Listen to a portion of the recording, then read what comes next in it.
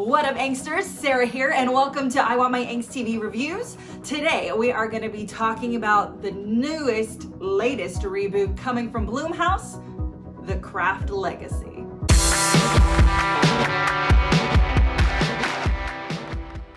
The Craft Legacy tells the story of a girl named Lilith who moves to a new town with her mother to live with her new boyfriend and 3 sons. She meets 3 girls and they form a coven. Now, if you're looking for a remake of the original Craft, or The Craft, that's not what this movie is, and I greatly appreciate that. The Craft Legacy tells its own story. Now, I could easily turn this review into a comparison video. Fight! But I'm not gonna do that, because I think The Craft Legacy is good enough that it deserves its own separate review and thoughts about it. Blessed be. So the top half of this review is gonna be spoiler free. Promise, I'm gonna do my best and we will not have any spoilers. And then about halfway through, I will notate it in the description below and I will put a spoiler sign and we are going to discuss this movie because there's things that I think are worth discussing and I'm excited. Our new coven is Lords, Tabby, Frankie, and Lily. Each girl of the coven is a different element. So you have north, south, east, west, which also corresponds with earth, air, fire, water. No heart. Sorry, Captain Planet. The power is yours! So I thought it was a lot of fun to see each girl playing with their own element. I loved seeing all the powers of these girls. They're able to freeze time like Zach Morris. I love that they used their powers for anti-bullying. It was a really nice change to see them using these powers for fun and for good versus against each other. The original Craft, you have Fruza Balk's character, Nancy, who uses it and invokes the power of Minot in order to make herself more powerful.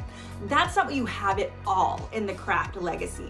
These are girls that understand their powers, respect their powers, and are wanting to use them as a force for good, even if they slip up from time to time.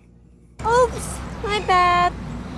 I kind of like that these girls weren't outcasts because back in the 90s when the original Craft came out, witchcraft was kind of like an underground thing. No one talked about it. It was like the 3 goth kids in your high school and then maybe you, but secretly, right? People are way more open about their crystal collection and their love of tarot and their respect for nature and the craft. And I like that these girls weren't an outcast for it. They weren't super weirdo. They weren't popular, but they weren't considered the bitches of Eastwick. And I liked that. Weirdos. I loved all the nods we got to the original. The opening transition and the opening scene is exactly like The Craft. They're also learning their magic from the same The Craft book. In a fun magic montage, you see light as a feather, stiff as a board, which was a huge scene in the original. And the butterflies happen, and instead of, using their magic to change their hair or their eye color, they use their magic to put makeup on. I also loved how Lily, once they snuck into Tippy's house, was like, "Can't you just make us fly?" And these girls can't fly, where in the original one they could. So that was a really fun nod.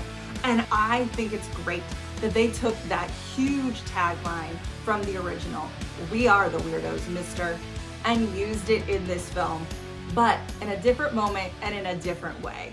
We are the weirdos, mister. Something I found a little bit lacking is that we don't really delve into any of the girls' lives. We get a little bit of something about Lords. We learn that she is a transgender girl, as well as being played by a transgender actress, Zoe Luna. Representation matters, kids. Thanks. But as far as Frankie or Tabby, you don't really learn about their lives at all. The pacing is great, but I think in order to make that pacing happen, we miss out on learning about who these girls are and why they even wanted these powers to begin with, or their family life, their school life. We get none of that. And we barely get any of it about Lily. Really, we just learn that she and her mom move in with this guy, David Duchovny, and that's kind of it. New school, coven of girls, magic happens. That's kind of the thing. This film does set itself up for a sequel, so it's possible that if we get the Craft Legacy 2, that we will get that side of the girls and that side of the story, because it was much more of a surface level story than I would actually care for. Yeah.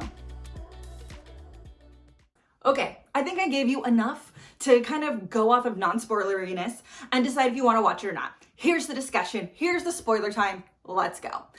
I also really loved that Lily gets her powers from her mother. You know, in the original one, Sarah's were passed down from her mom.